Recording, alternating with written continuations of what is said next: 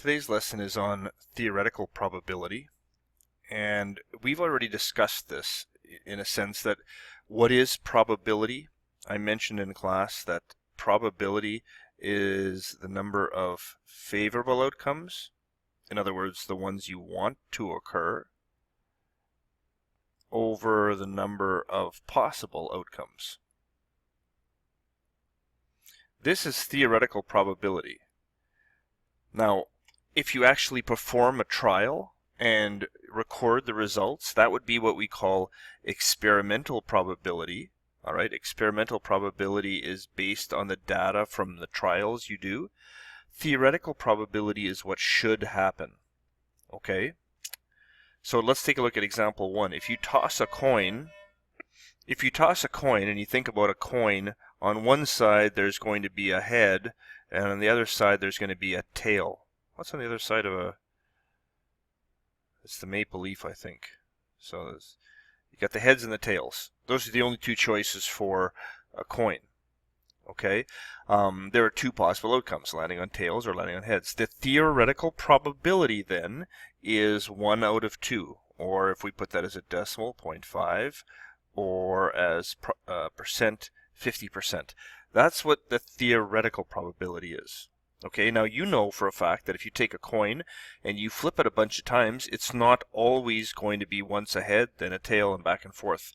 Sometimes you might get like 3 heads in a row or 3 tails in a row. Okay, experimental is what actually happens. Theoretical is what should happen. And the more you do it, the more likely they are to be the same. Okay, next example.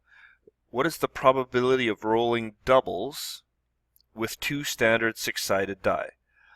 So taking a look at this table here, this is the outcome for 1 die. This is the outcome for a second die. So one possible outcome could be a 1 and a 1 right here.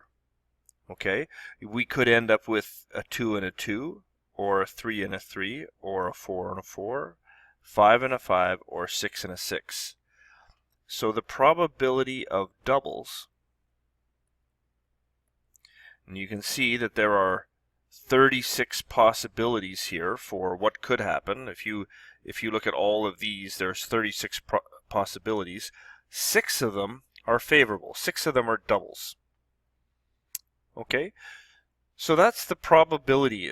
That's theoretical probability. That's what should happen.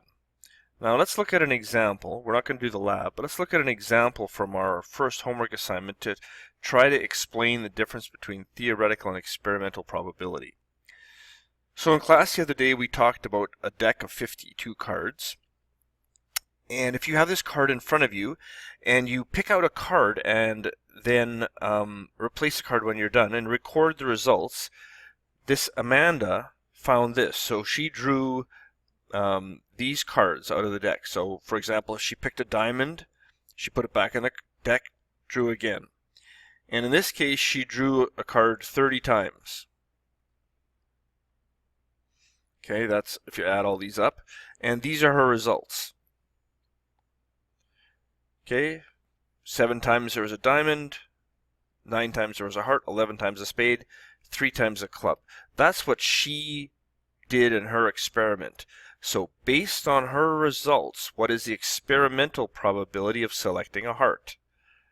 Okay, it would be 9 out of the 30 trials. So out of the 30 times she tried, I got that just by adding up 7 plus 9 plus 11 plus 3. Out of the 30 times she drew a card, 9 times she got hearts. Now what is the theoretical probability?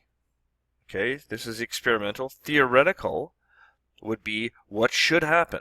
If you take out of the 52 cards, how many should be hearts?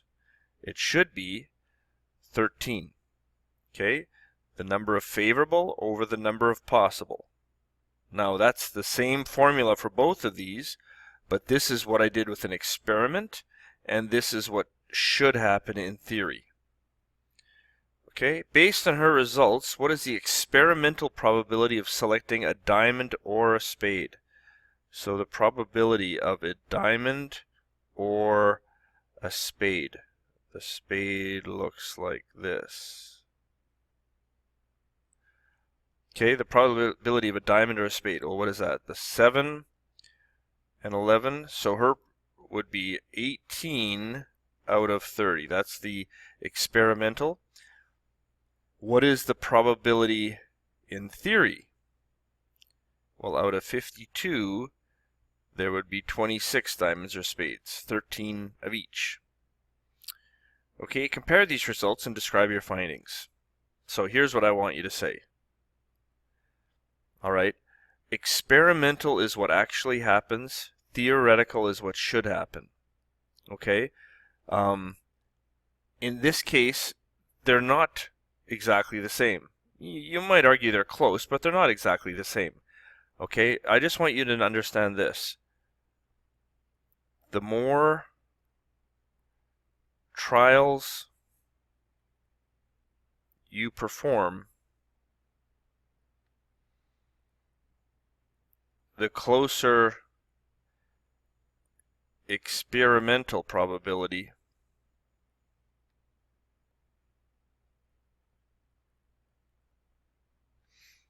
will be to theoretical probability.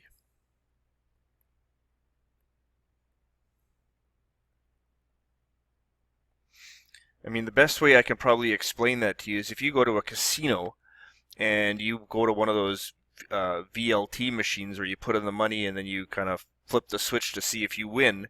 It's possible to win on the first try. Now, what is the theoretical probability of winning those VLTs? I've heard somewhere that they pay out about 3%. 3 out of every. So if you spend $100, you can expect that they are going to pay out. I think they pay out $97. Okay, so what does this tell you? I mean, this tells you that the machine is always going to win $3 no matter what. But it's possible that you spin it or pull the lever or whatever, that the first time you play, you win. If that was the case, your experimental probability would be 100%. But obviously, you're not going to win every time. As you play more and more and more, in the long run, it will become the theoretical probability. Okay? So we'll have more questions like that, but for now, understand the difference between theoretical and experimental. Experimental is what actually happened. Theoretical is what should happen. Okay, so finish the rest of this assignment. And there's the answers, by the way. The answers are at the end of each exercise. Okay, and we'll do this next lesson on the next video.